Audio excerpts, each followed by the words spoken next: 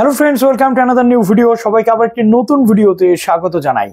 তো স্কলারশিপ ক্লাসে তো আমরা ভর্তি হয়ে গেলাম, লাইক 11 উচ্চ মাধ্যমিক বা ক্লাস 12 হোক বা এদিকে গ্রাজুয়েশন লেভেল হোক বা মাস্টার্স লেভেল হোক, বিএড হোক, ডিএলএড হোক বা বিভিন্ন প্রফেশনাল কোর্সেস হোক। 2024-এ আমরা যারা অ্যাডমিশন নিয়েছি বিভিন্ন কোর্সে, সেটা ডিগ্রি কোর্স হতে পারে বা প্রফেশনাল ডিগ্রি কোর্স হতে পারে, এখন সবচেয়ে গুরুত্বপূর্ণ ব্যাপার যেটা 2024-এ কি কি স্কলারশিপ অ্যাভেলেবেল রয়েছে আমাদের জন্য, আমরা যারা ছাত্রছাত্রী রয়েছি বিভিন্ন কোর্সের।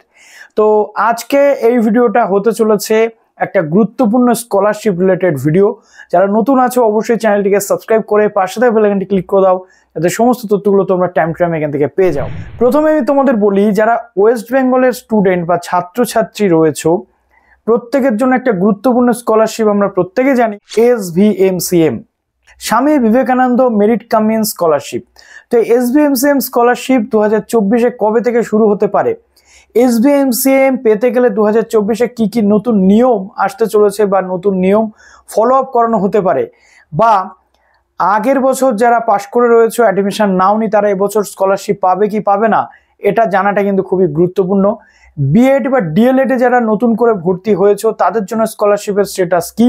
ওয়েস্ট বেঙ্গলের দুটো গুরুত্বপূর্ণ স্কলারশিপ, একটা হচ্ছে SC ST দের জন্য স্কলারশিপ, ওবিসি দের জন্য স্কলারশিপ, সেটা হচ্ছে ওএসসি স্কলারশিপ।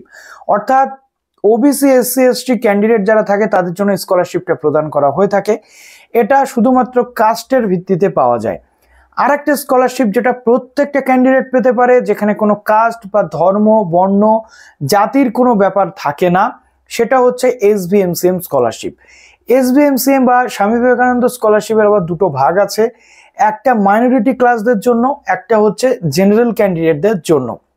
মাইনরিটি যারা কারা, যারা হচ্ছে শিখ, বৌদ্ধ, পার্সিক, জৈন, ইসলাম ধর্মাবলম্বী মানুষ, প্রত্যেকে যারা ইন্ডিয়াতে মাইনরিটি রয়েছে বা ওয়েস্ট বেঙ্গলে মাইনরিটি রয়েছে, ওয়েস্ট বেঙ্গলে রেসিডেন্ট রয়েছে, সেই সমস্ত ক্যান্ডিডেটদের জন্য ঐক্যশ্রী পোর্টাল থেকে কিন্তু আবেদন করতে হয়।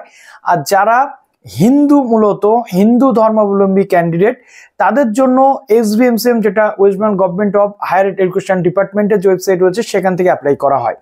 প্রত্যেক বছর এখান থেকে প্রচুর ক্যান্ডিডেট কিন্তু এই স্কলারশিপ পেয়ে থাকে। 2024-এ যারা আপনারা ভর্তি হয়েছেন বা তোমরা ভর্তি হয়েছো ছাত্রছাত্রী বন্ধু, প্রত্যেকটা ক্যান্ডিডেট কিন্তু আবেদন করতে পারবে, কিন্তু তার জন্য কতগুলো যোগ্যতা বা ক্রাইটেরিয়া তোমাদের ম্যাচ করাতে হবে। Graduation, post graduation, BEd, MEd, engineering, medical থেকে শুরু করে নার্সিং, প্রত্যেকটা কোর্সের জন্য কিন্তু এই স্কলারশিপ বরাদ্দ রয়েছে। এই স্কলারশিপ ছাড়াও আরও একটি স্কলারশিপ যেটা ওএসিস রয়েছে, যেখানে মোটামুটি 45 থেকে 50% মার্কস পেলে তোমরা সেই স্কলারশিপটা কিন্তু পেয়ে যাবে। এবার আসি SVMCM স্কলারশিপের কি কি ক্রাইটেরিয়া থাকে। অর্থাৎ এখানে বেশ কতগুলো জিনিস পরিবর্তন হয়েছে। আগে আমরা জানি 75% নাম্বার প্রয়োজন হতো, এখন থেকে সেই নাম্বারটা কিন্তু কমে 60% চলে এসেছে। মানে গ্রাজুয়েশনে ভর্তি হয়েছো সেই সমস্ত ক্যান্ডিডেটরা তোমরা 60% মার্কস যদি উচ্চ মাধ্যমিকে পেয়ে থাকো তাহলে কিন্তু তোমরা আবেদন করতে পারবে। বা গ্রাজুয়েশনের ফার্স্ট সেমিস্টার থেকে সেকেন্ড সেমিস্টার থেকে যারা থার্ড সেমিস্টার সেকেন্ড ইয়ারে উঠেছো, বা সেই সমস্ত ক্যান্ডিডেট যারা রয়েছে, মূলত তোমরা ফার্স্ট এবং সেকেন্ড সেমিস্টার মিলিয়ে যদি 60% মার্কস থাকে তোমরা রিনিউয়াল করতে পারবে। অর্থাৎ গ্রাজুয়েশন লেভেলে স্কলারশিপ পেতে গেলে উচ্চ মাধ্যমিকে 60% পেতে হবে, তারপরে উচ্চ মাধ্যমিকে 60% পাওয়ার পর যখন তোমরা থার্ড সেমিস্টারে গিয়ে দ্বিতীয় বছরের জন্য আবেদন করবে, তখন ফার্স্ট এবং সেকেন্ড সেমিস্টারে 60% করে ইচ নাম্বার কিন্তু থাকতে হবে। আবার যখন সেকেন্ড ইয়ারের জন্য অ্যাপ্লাই করবে, অর্থাৎ থার্ড এবং ফোর্থ সেমিস্টারের মার্কস দেখিয়ে যখন সেকেন্ড ইয়ারের মার্কস দেখিয়ে থার্ড ইয়ারের জন্য অ্যাপ্লাই করবে, তখনও কিন্তু 60% মার্কস তোমাদের প্রয়োজন। এটা ইউজি, আর্টস, সায়েন্স, কমার্স প্রত্যেকটা ক্যান্ডিডেটদের জন্য এলিজিবিলিটি রয়েছে। এবং ইউজি আদার প্রফেশনাল কোর্সেস যেগুলো রয়েছে, অর্থাৎ লাইক BBA, BCA 60% মার্কস, বা ইঞ্জিনিয়ারিং ফিল্ড বিটেক যারা করছে 60% মার্কস এইচএসে থাকলে তোমরা আবেদন করতে পারবে। তার পরপর সেমিস্টার ওয়াইজ 60% থাকলে তোমরা কিন্তু আবেদন করতে পারবে। এক্ষেত্রে আমরা যদি দেখি, ইউজি মূলত 12,000 টাকা করে আর্টস এবং কমার্সের স্টুডেন্টরা পেয়ে থাকে, আর সায়েন্সের স্টুডেন্টসদের জন্য 1500 টাকা করে কিন্তু পার মান্থ, অর্থাৎ 15x12 করলে যেটা হবে সেই টাকাটা কিন্তু তোমরা পেয়ে যাবে। প্রফেশনাল কোর্সের ক্ষেত্রেও সব টাকা করে পার মান্থ হিসাবে কিন্তু 15x12 মান্থ দিয়ে যেটা হবে সেই 1000 টাকা তোমরা কিন্তু পাবে।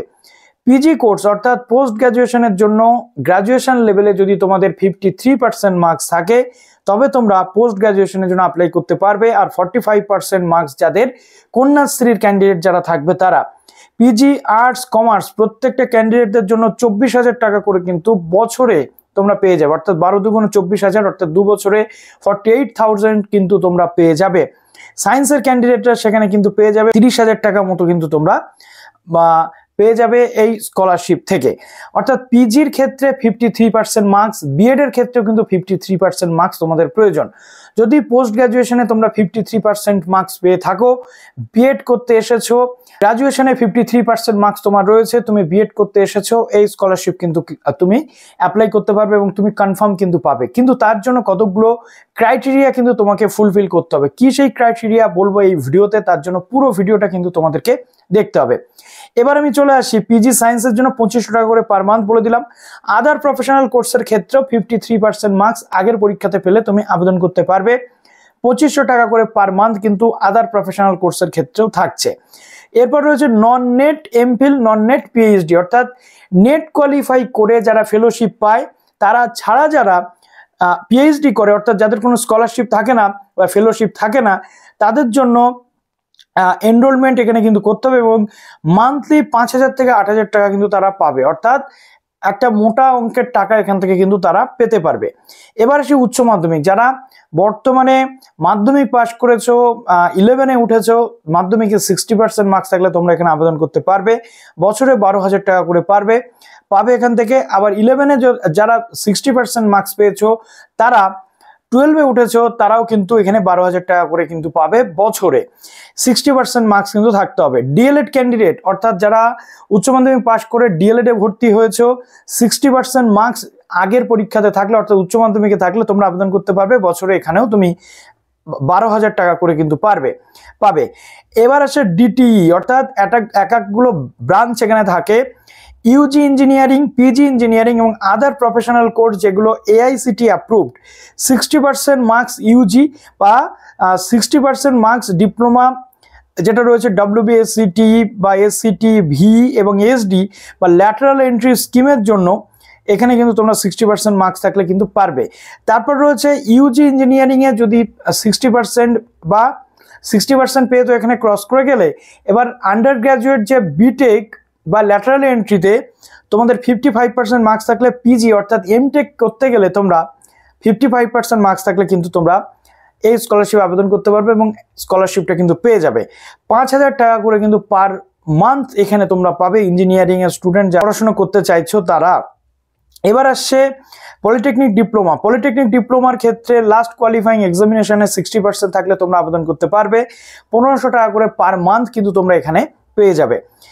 ডিএমই অর্থাৎ মেডিকেল ডিগ্রি, ইউজি এবং ডিপ্লোমা কোর্স যেগুলো থাকে আগের পরীক্ষাতে 60% মার্কস থাকলে তোমরা মেডিকেলের ক্ষেত্রেও কিন্তু এই টাকাটা পেয়ে যাবে। এখানে 5,000 টাকা এবং 1,500 টাকা ডিপ্লোমা কোর্সের জন্য 1,500 এবং মেডিকেলের যে ইউজি মেডিকেল ডিগ্রির জন্য তোমরা 5,000 টাকা পাবে, অর্থাৎ যেটা এমবিবিএস এর ক্ষেত্রে তোমাদের কিন্তু হয়ে থাকে। অর্থাৎ এখান থেকে আমরা মোটামুটি দেখে নিলাম যে এসভিএমসিএম এ কি কি স্ট্রাকচার রয়েছে, আমরা কত টাকা এখান থেকে পেতে পারি। এবার প্রশ্ন থাকতে পারে যে দাদা 2024 এসভিএমসিএম তো এখনো আবেদন শুরু হলো না, অন্যান্য বছরে আবেদন এতদিন শুরু হয়ে যায়। আমি বলবো বিভিন্ন সমস্যা বা এই ওবিসি এসসি এসটি এইসব নানান সমস্যার জন্য এবছর কিন্তু আমরা দেখতে পাচ্ছি যে এসভিএমসিএম একটুখানি ডিলে হচ্ছে। খুব শীঘ্রই কিন্তু এসভিএমসিএম শুরু হয়ে যাবে, নভেম্বরের লাস্ট অথবা ডিসেম্বরের ফার্স্ট উইকের মধ্যে এসভিএমসিএম স্কলারশিপের যে জায়গা সেটা কিন্তু শুরু হয়ে যাবে। এবার প্রশ্ন হচ্ছে ডকুমেন্টস কি কি লাগে। আমি অলরেডি তোমাদের আগেও বলেছি, এখনো বলছি, ব্যাংক অ্যাকাউন্ট, নিজের ব্যাংক অ্যাকাউন্ট তোমরা বানাবে। সময় যেহেতু পাচ্ছ, সিঙ্গেল ব্যাংক অ্যাকাউন্ট তোমরা বানিয়ে নাও নিজের নামে। বাবা মায়ের নামে ব্যাংক অ্যাকাউন্ট হলে অনেক সময় হয় কিন্তু অনেক সমস্যা হয়, যার ফলে তোমরা এবার নিজের ব্যাংক অ্যাকাউন্টটা বানিয়ে নাও। ওকে, তারপরে তোমাদের মাধ্যমিক উচ্চ মাধ্যমিকের টোটাল রেজাল্ট, তারপরে মাধ্যমিকের যে মার্কশিট সেটা, উচ্চ মাধ্যমিকের মার্কশিট, তার সাথে সাথে আমরা দেখেছি যে মাধ্যমিকের অ্যাডমিট কার্ড লাগে ডেট অফ বার্থের প্রুফ হিসাবে, এবং যেটা লাগে সেটা হচ্ছে তোমাদের গ্রাজুয়েশন বা প্রত্যেকটা আগের যে সেমিস্টার বা এই মার্কশিটগুলো কিন্তু প্রয়োজন হবে। অতএব চিন্তার কোনো কারণ নেই, এখান থেকে কিন্তু তোমরা অনায়াসে স্কলারশিপটা পেয়ে যাবে। এবার প্রশ্ন হচ্ছে, দাদা আমি 2023-এ পাশ করেছি, কোথাও ভর্তি হয়নি, আমি কি আবেদন করতে পারবো?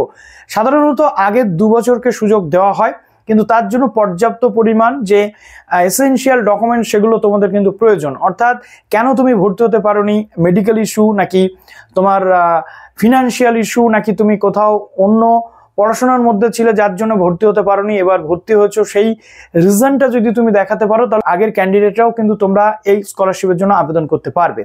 তো আশা করছি মোটামুটি তোমাদের পুরো বিষয়টা ক্লিয়ার আমি করে দিলাম। যারা নতুন 24-এ ভর্তি হয়েছে প্রত্যেকে স্কলারশিপের জন্য আবেদন করতে পারবে, একটু তোমাদের দেরি করতে হচ্ছে, ওয়েট করতে হচ্ছে।